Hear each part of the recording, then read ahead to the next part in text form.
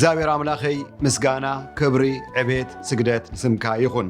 እግዚአብሔር አምላኸይ ስኻ ሰናይ ኢኻ ምሕረትካ ንዘለዓለም ይነብር ቅዱስ አቦ መንፈስካ ክድግፈኒ ግላይኻ ኣብ ቅድሜኻ ደው ኢሉ ኣሎ ስትግፈኒ ስትሕግዘኒ ኣቐዲመ መስግነካ እትፈትዎ ወድኻ ብስም ኢየሱስ ኣሜን እዚ ወንጌል ሰላም መላዕለም ኣገልግሎት ወንጌል ሰላም ወንጌል ብስራት እዩ የማን ጸጋም ንነይ ዘይብል ጽሩዕ ዕላማ ዝሓዘ 1 million souls for Christ. One soul in one nation at a time, anywhere in any place, at any cost and sacrifice. Visible, صنع, دلدل, مرحو, تمسرته, ministry, إيو, كبري, نسمو, يخون. نايلومي, ملختي, أرستي, እግዚአብሔር ምእማን ገደብ የብሉን ወሰን የብሉን ደረት የብሉን መበል 173 ክፍል መልእኽቲ እዚ ኣስታት 2 ዓመት ዝወሰደ ነዊሕ ግዜ ዝወሰደ ንምንታይ ብዛዕባ ህይወትን እምነትን ናይ እምነት ጀጋኑ ዝኾኑ ሰባት እግዚአብሔር ኣብ ምድሪ ኣኽቢሮም እምነቶም ኣብ ኣምላኽ ሰመረ ክሳብ መጨረሻ ድማ ብዓወት ዛዘሙ ንዓና ኣርኣያ ዝኾኑ ኣብ ብሉይ ኪዳን ዝነበሩ ግናኸ ስሞም ኣብ ሓድሽ ኪዳን ኣብ መልእኽቲ ዕብራውያን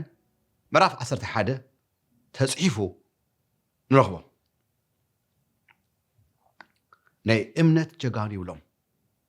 ተጻሓፊ ንኣምላኽ ብእምነት ከም ዘስመሩ ምክንያቱም ብዘይ እምነት ንኣምላኽ ክተስምሮ ኣይትኽእልን ይብለና ኣብ መልእኽቲ ዕብራውያን 11 ፍቕዲ 6 ስለዚ ቅርብ ኢልና ህይወቶም ንሪኢ ኣለና ጎይታና ኢየሱስ ኣብ ወንጌል ማርቆስ 11 ፍቕዲ 12 ነታ ኦም በለስ ምስ ረገማ ካብ ሕጂ ነጆ ንዘለዓለም ካባኺ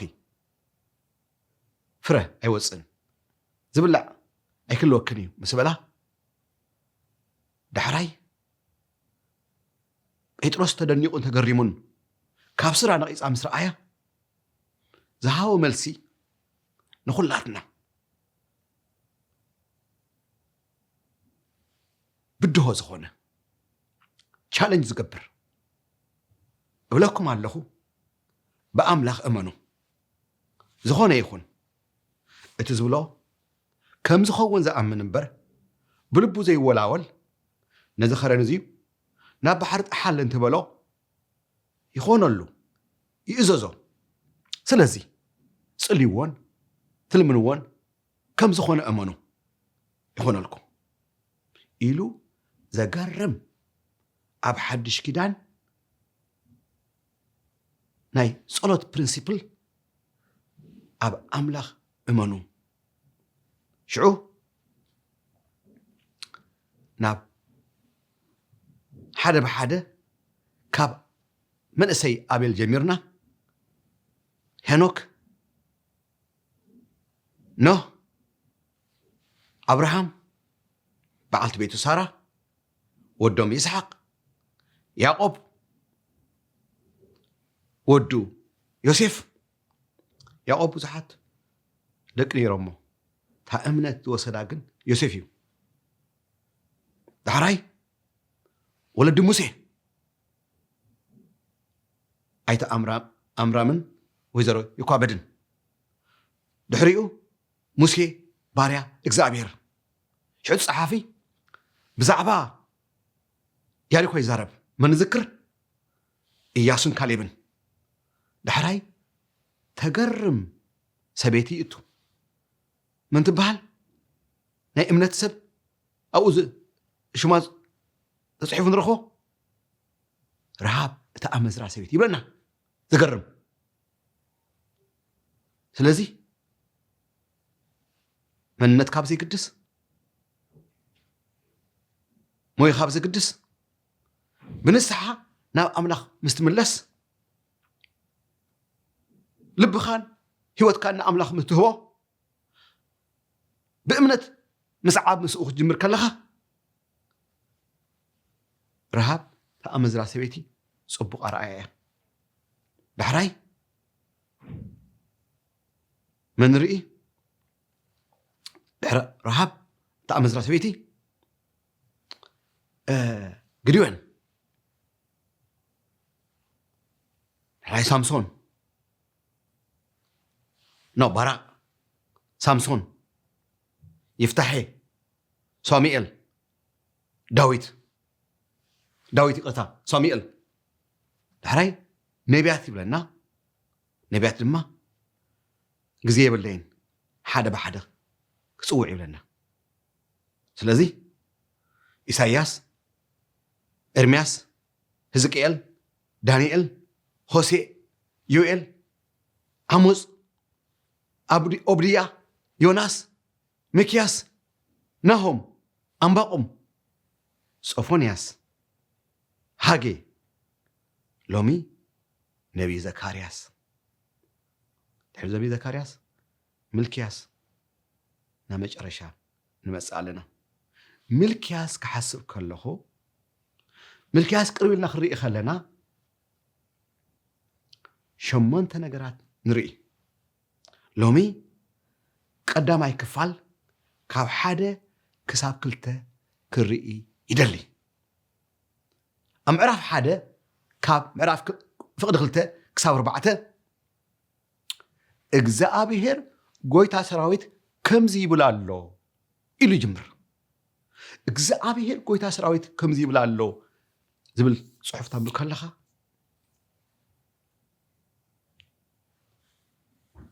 እቲ ዓበየ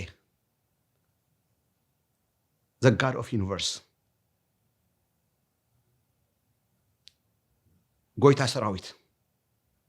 ከምዚ ይብል ኣሎ ዝብል ፅን ኢልካ ክትሰምዕ ፅን ኢልካ ክትሰምዒ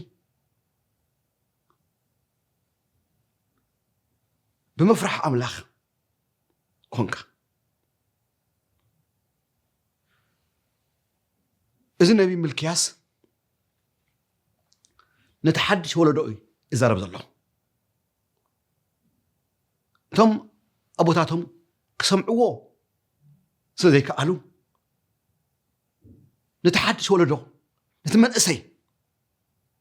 ኣታ መንእሰይ ሎሚ ትሰምዕ ዘለኻ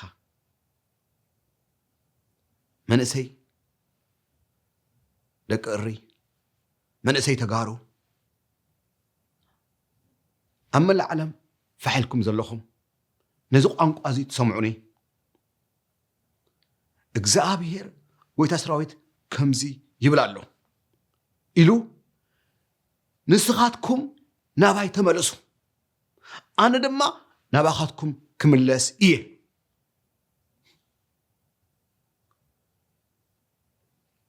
ልብኻ ብሓጎስ ዝመልእ እዚ ጎይታ ሰራዊት ዝኾነ ብዕቤቱ መዘና ዘይብሉ ዓብዪ ኣምላኽ ኣሽሓት መላእኽቲ ዘምልኽዎ ነቲ ሰብ ብኣምሳሉ ዝፈጠሮ ሰብ ኣዝዩ ስለ ዘፍቅሮ ምስኡ ሕብረት ክገብር ስለ ዝደለየ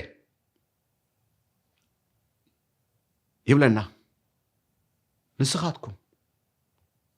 ትመንእሰይ ወለዶ እዩ ተሓድሽ ወለዶ ምክንያቱም ቀፂሉ እንታይ ይብለና እግዚኣብሔር ኣብ ልዕሊ ኣቦታትኩም ኾረየ እቶም ቀዳሞት ነቢያት እግዚአብሔር ጎይታ ሰራዊት ከምዚ ይብላ ኣሎ ካብ እከይ መንገድኹም ተመለሱ ይብለኩም ኣሎ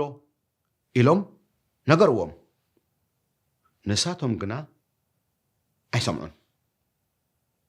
ናባይ ጽን ኣይበሉን ስለዚ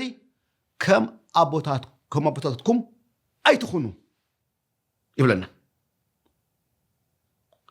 እዚ ኣብ መጽሓፍ ዘካርያስ ምዕራፍ 1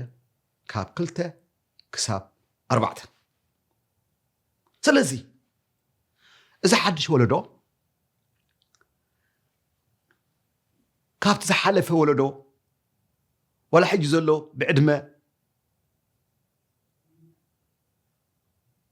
ብዕድመ ዓበይቲ ዝኾኑ 7 ነገራት ክዛረብ ደሊ ተቐዳመይቲ ካሊእ ኣማልኽቲ ብዘይካቱ ኣምላኽ አብርሃም ኣምላኽ ይስሐቅ ኣምላኽ ያዕቆብ ኣምላኽ ዕብራውያን ብክርስቶስ ኢየሱስ ኣምላኽና ዝኾነ ንዓና ኣሕዛብ ኣብ ሳልሳይ ሰማይ ኣብ ዙፋኑ ተቐሚጡ ዘሎ እዚ እዩ ሓቀኛ ኣምላኽ ካብኡ ወፃእ ካሊእ ኣምላኽ የለን ካሊእ ሽም ክፅዋዕ የብሉን ካሊእ ኣምላኽ ክምልኽ ናብ ካሊእ ስም ፀዊዕኻ ክተምልኽ ኣብ ቅድሚ ኣምላኽ ፍንፉን እዩ ባዕሉ ርእሱ ኸለሊ ከሎ እግዚኣብሔር ኣነ ኣምላኽ አብርሃም ኣምላኽ ይስሐቅ ኣምላኽ ያዕቆብ ኣምላኽ ዕብራውያን ንዓና ንኣሕዛብ ድማኒ ኣብ ኤፌሶን ምዕራፍ 2 ካብ 8 ጀሚሩ ርሑቃት ዝነበርኩም ካብቲ ተስፋ ዝረሓቅኩም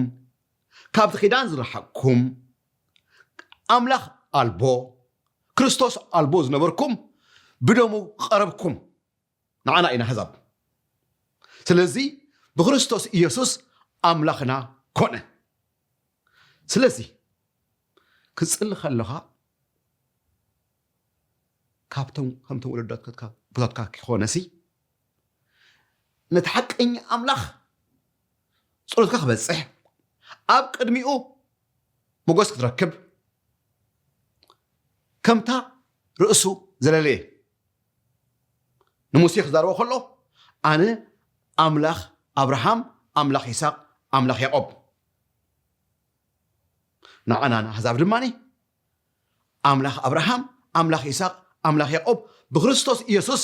ኣምላኽና እዚ ዘይፈልጥ ሰብ እዚ ዘይተገልጸሉ ሰብ እዚ ድሃይ ዘይብሉ ሰብ ትክክለኛ ጸሎት ክጽሊ ኣይክእልን ብስመይ ኢሉ ጎይታ ኢየሱስ ናብ ኣቦ ጸልዩ ደስታኹም ሓጎስኩም ፍጹም ምእንቲ ክኸውን ይብለና ኣብ ወንጌል ዮሐንስ 4 5 6 ስለዚ ተኻልእቲ ዘይምእዛዝ ከምቶም ኣቦታትና ፋኑን ዝኸደ ህይወት ኩሎም ኣይኮኑን ኣብ ዘመንና እውን ኣለዉ መንእሰያት ንኣምላኽ ዝፈርሑ ፋኑን ዝኸዱ ድማ መንእሰያት ኣለዉ እዚ ሓቂ ግን ሓፈሻዊ ክንዛረብ ከለና ግን ኣታ መንእሰይ ንስኻትኩም ኢሉ እግዚኣብሔር ንመንእሰያት ነቲ ሓድሽ ወለዶ ዕድል ይህበና ኣሎ ሳልሰይቲ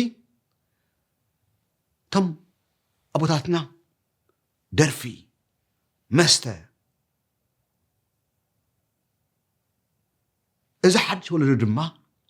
ናብ ኣምላኽ ተመሊሱ ካብዚ ደርፊ ናብ መዝሙር መስተ ናብ ማይ ንኣምላኽ እዚ ኣካላትና ከይረክስ ቤተ መቅደስ መንፈስ ቅዱስ ስለ ዝኾነ ደረፍቲ ድማ መንግስቲ ኣምላኽ ከም ዘይኣቱ ኣብ ወንጌል ገላትያን ምዕራፍ 5 ካብ ፍቅዲ 20 ተጽሒፉ ንረኽቦ ደርፊ ንኣምላኽ ዘይኽብር መዝሙር እዩ ንኣምላኽ ዘኽብር ከም ንጉስ ዳዊት ስለዚ ካልእ ድማ ወለድና እንታይ እዮም ዝገበሩ ኣብ ልዕሊ ኣዶታት ካልእ ሰበይቲ ይእቱ ብጎኒ እዚዩ ኣብ ቅድሚ ኣምላኽ ተቐባልነት የብሉን ዝሓድሽ ወለዶ ነቲ ሓንቲ ሰበይቱ እሙን ኮይኑ ክነብር ኣምላኽ ክምዕለና ከሎ ከም ኣቦታትኩም ኣይትኹኑ መገድኹም ኣስተኻኽሉ ኣዕርዩ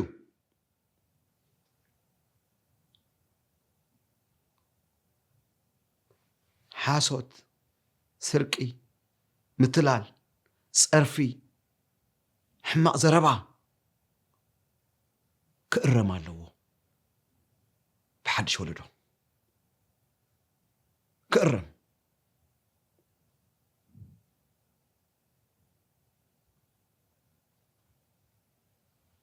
እታ መጨረሻ ዛረባ ግን እዚ ሓድሽ ወለዶ ዝመንእሰያት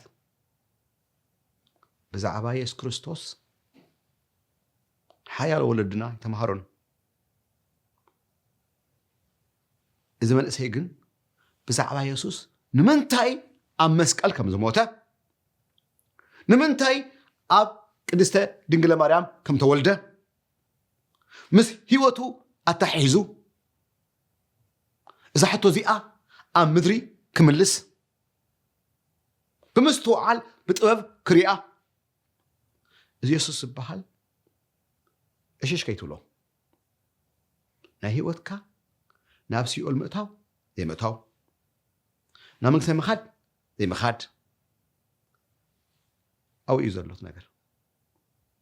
ካልእ ኣይኮነን ስለዚ ከም ኣቦታትኩም ኣይትኹኑ ናባይ ተመለሱ ኣነ ድማ ናባኻትኩም ክምለስ ኢሉ ዕድመ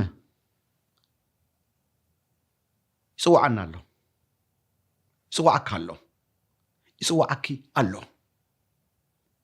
ተመለሱ ናባይ ኣነ ድማ ናባኹም ክምለስ ብኸመይ ኢኻ ትምለስ ኣብ ቅድሚኡ ንስሓ ተኣቱ ምሕረት ግበረለይ ይቕረበለለይ ደንግጸለይ በለለይ ኣበሳይ ኩሉ ብደምካ ሕፀበኒ ኣብ ቅድሚኻ ይእመን ኣለኹ ኢልካ ኣብ ቅድሚኡ ብልብኻ ክትገብሮ ከለኻ እዚኣ እዩ እግዚኣብሔር ዝሓትት ካባኻ ካልእ ኣይኮነን ሽዑ እግዚኣብሔር ኣምላኽ ጎይታ ሰራዊት ናባኻ ይመጽእ ማእለይ ዘይብሉ ሓጎስ ደስታ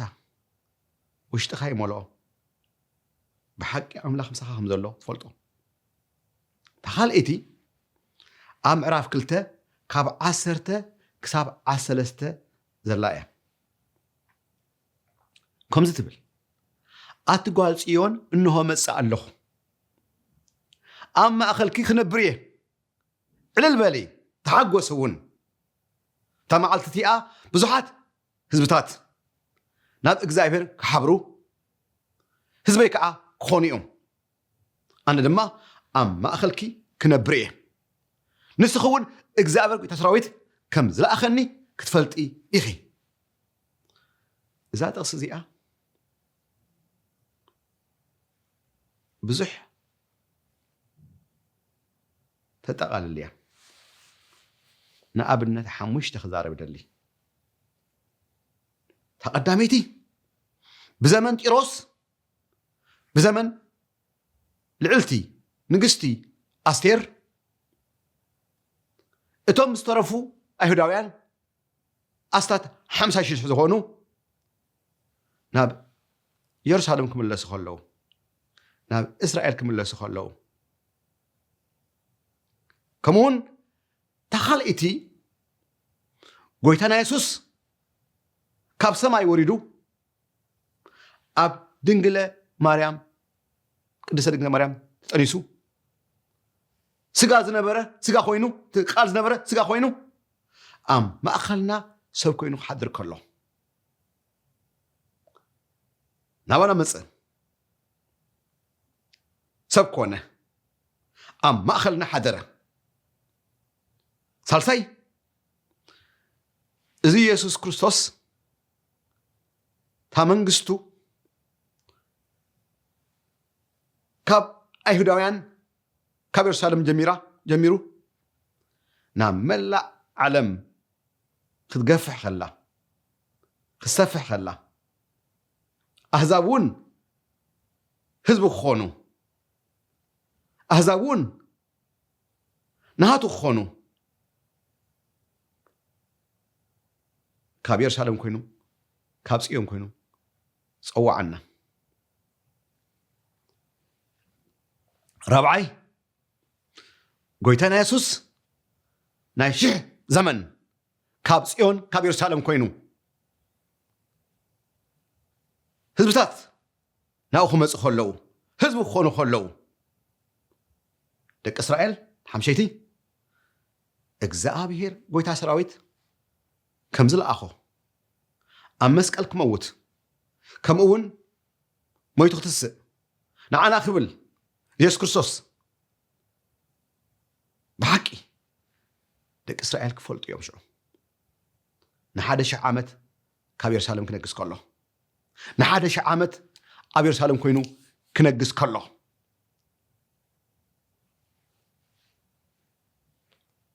ስለዚ ስማዕ ሓወየ ክቡራት ሰማዕተይ ኢየሱስ ክርስቶስ ናብ ህይወትካ ክመጽእ ሓድሽ ህይወት ክበካ ሓይኣትካ ይቕረ ክብለልካ ምሕረት ክገብረልካ ዝሓፃር ጸሎት ምሳይ ሓቢርካ ክጽሊ ይልምነካ ኣለኹ ካልእ ዕድል ከይትረክብ ትኽእል ብርክ ክበል እዳውካ ናብ ሰማይ ዘርግሕ ወእግዚአብሔር ኣምላኽና ኣብ ቅድሜኻ ንቐርብ ኣሎና ብሓጢኣተይን በደለይ ድማ እመን ደንግጸለይ ምሕረት ግበረለይ ወጎይታ ስለይ ክትብላ መስቀል ሞይትካ ሳኢኻ ወሎሚ በደለይ ሓጢኣተይ ኩሉ ይቕረበል ምሕረት ግበረለይ ደንግጸለይ ጎይታ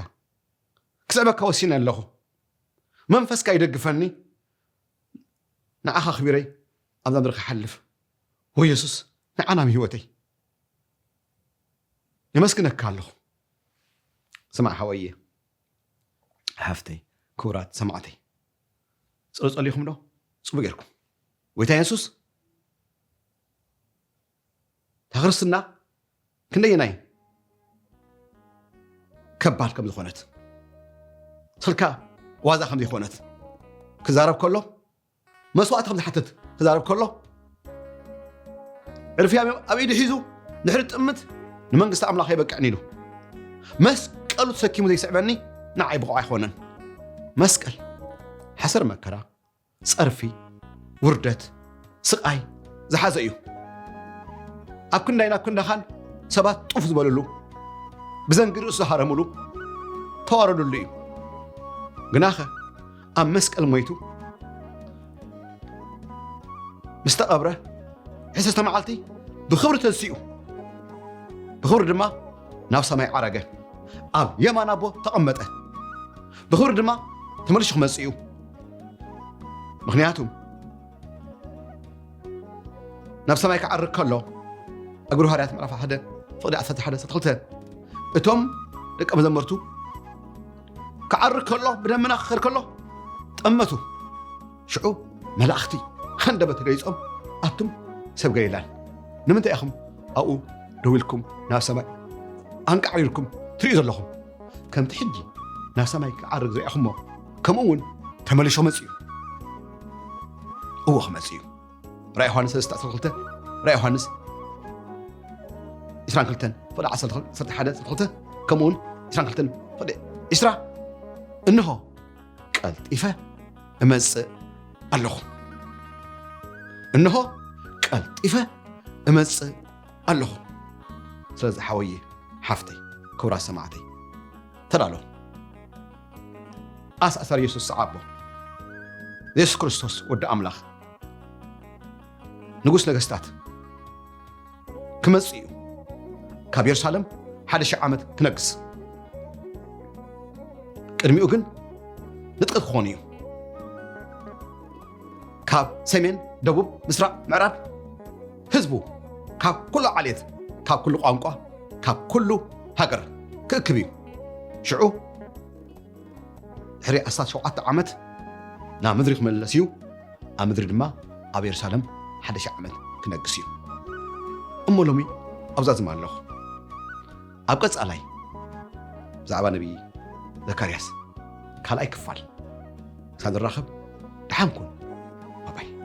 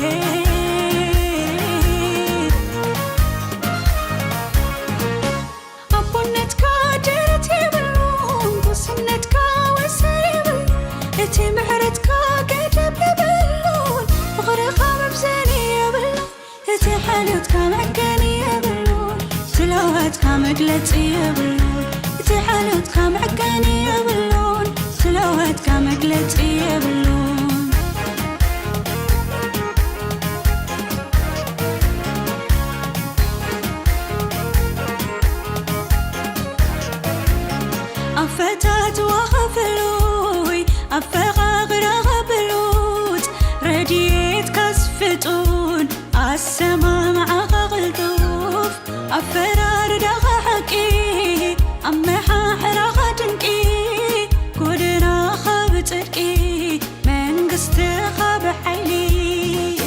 سمرت خامل بكميت لكسات كمغنعي تعقست خاتوري كنت عاخت ملاسي تمرت خامل بكميت لكسات كمغنعي تعقست خاتوري كنت عاخت ملاسي فلو يونات كاس فلوي فلو يونات كاس فلوي فلو يونات كاس فلوي فلوي خا يسوس فلوي أهي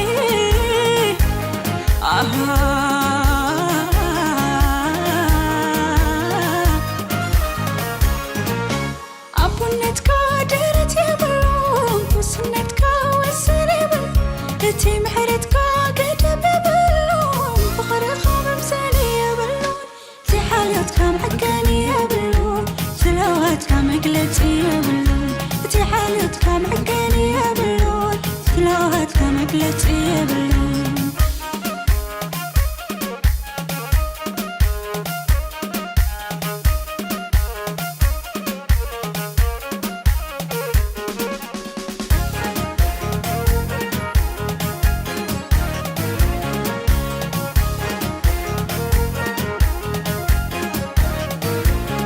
كسنتك زي قريت حلوة خازت نور أبت حاخد نجي أدقاق فاق قصوت الزرع